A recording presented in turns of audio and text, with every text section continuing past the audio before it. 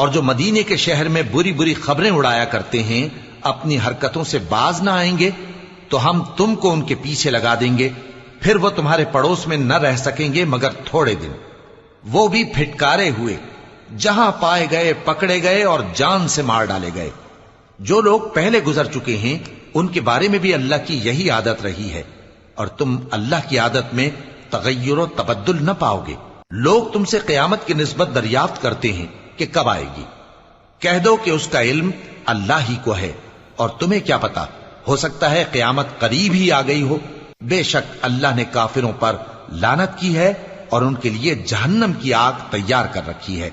اس میں وہ ہمیشہ ہمیشہ رہیں گے، نہ کسی کو دوست پائیں گے اور نہ مددگار۔ جس دن ان کے چہرے آگ میں الٹ پلٹ کیے جائیں گے تو کہیں گے اے کاش ہم اللہ کی فرما برداری کرتے اور رسول صلی اللہ